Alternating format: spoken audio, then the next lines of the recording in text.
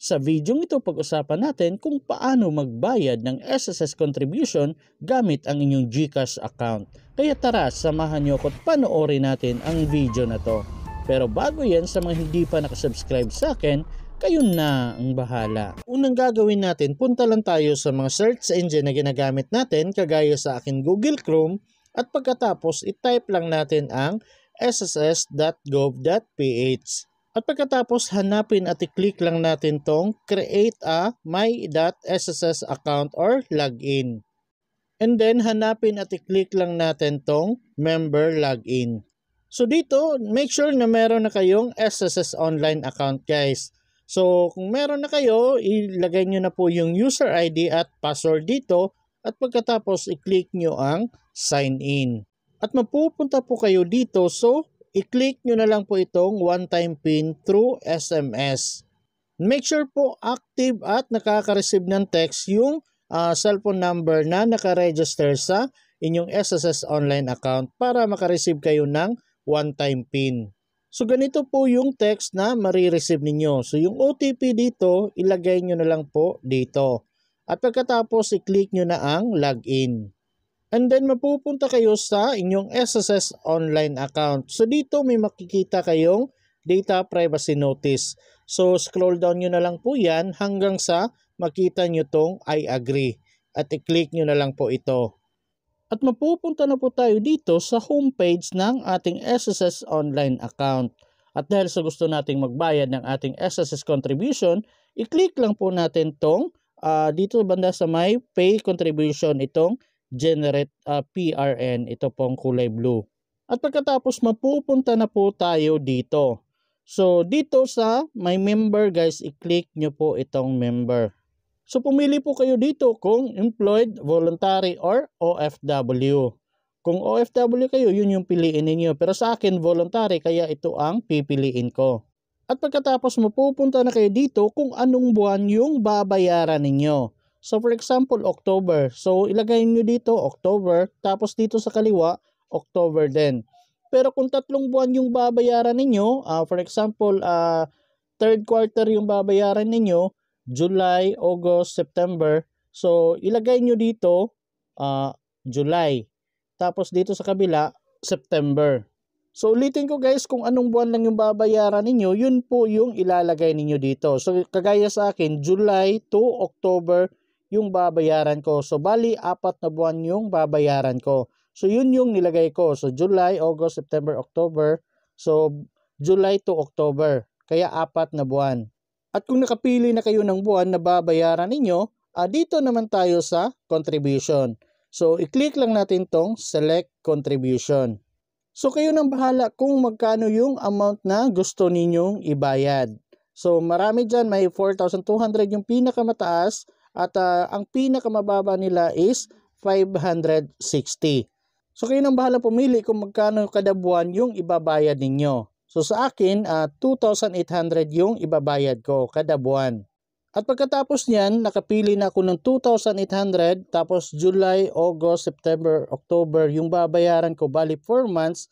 So automatic nang nakalagay yung total amount na pwede kong ibayad. Kasi 2,800 per month, tapos 4 months yung babayaran ko, 11,200 yung mababayaran ko na total amount. So nandito na po siya, automatic pong na-compute na nila. At kung okay na kayo sa mga napili niyong buwan na babayaran at yung amount, i-click nyo na po itong generate PRN. So bali unang try ko guys, ganito yung lumabas. Kasi tinry kong bayaran pa yung June. Try kong habulin yung June kasi October na ngayon. Pero hindi na pala siya pwede. Kaya ganito yung lumabas, hindi ako maka-generate ng PRN. At nung hindi ko na sinali yung June, July, August, September, October, 4 na buwan lang yung babayaran ko, ganito na po yung lumabas. Nandito na po yung PRN or yung Payment Reference Number, tapos membership type, applicable period, July to October 2024, tapos yung monthly contribution, 2,800, tapos yung total amount na mababayaran ko is 11,200.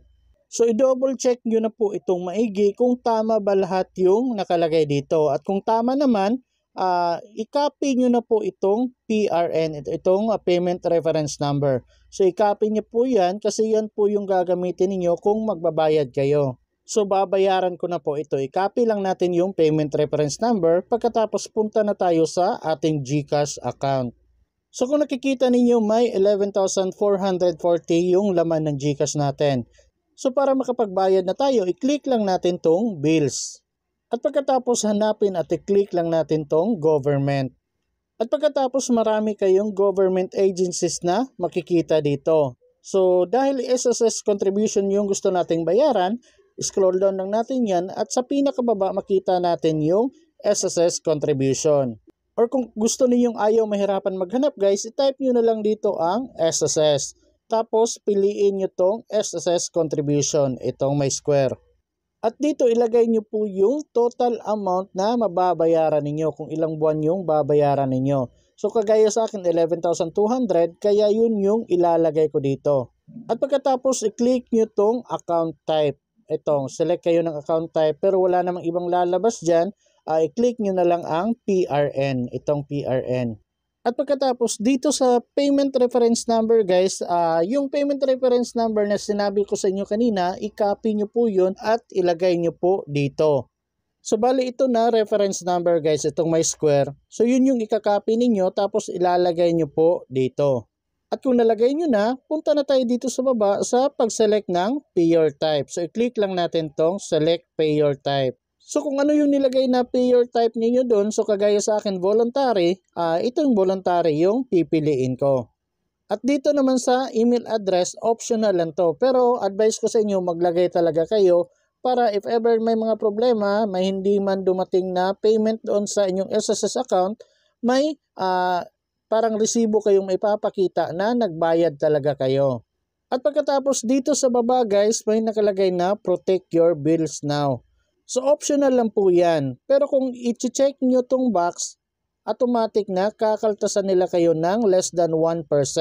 So kagaya sa akin, 11,200 yung binayaran ko. Tapos kung lalagyan ko ng check ito, magkakaltas pa sila sa akin ng 103 pesos para sa protection ng bills ko. Pero sa akin, hindi ko na nilagyan ng check yan. At kung okay na kayo guys at na-review nyo na, i-click nyo na po ang next. And then mapupunta na kayo dito sa confirmation. So, i-double check yung maigi guys, yung total amount, yung service fee. Ay, by the way guys, may service fee sila na 8 pesos. Kaya yung nababayaran ko is 11,208 pesos. Tapos yung account type, payer type, payment reference number. Ang payment reference number, ang pinaka-importante na i-double check nyo guys para hindi kayo magkakamali. At sure talaga na papasok sa inyong SSS account yung pera kung tama yung payment reference number na nilagay ninyo. At kung okay na lahat, i-click nyo na po ang confirm. At pagkatapos may makikita kayong payment received. So pwede nyo pong i-screenshot to or i-save ninyo sa gallery ninyo. I-click nyo na lang po ito para ma-save sa inyong gallery. Para if ever may mga problema, so may mga proof kayong maipapakita. At pagkatapos may marireceive kayong email na kagaya nito. So bali resibo pa rin siya ng binayad ninyo sa SSS gamit ang inyong GCash. So bali Monday ng umaga ako nagbayad, pagkahapon tinry kong i-check sa aking SSS online account. Pagpunta ninyo dito guys sa homepage ng inyong SSS online account, i-click nyo na lang po itong view contributions. So ito po yung nakita ko. So yung July, August, September at October na contribution ko ay posted na dito sa aking SSS online account. So kung naalala nyo kanina, nagbayad tayo ng 11,200, tig 2,800 per month sa loob ng 4 na buwan. So yung July, August, September at October. So posted na kaagad siya. So pagka Tuesday morning, may na-receive akong text na kagaya nito na posted na daw yung binayad ko. Pero Monday pa ng hapon, nakita ko na sa aking SSS online account na posted na yung binayad. So yung text yung delay, pero okay na rin yon.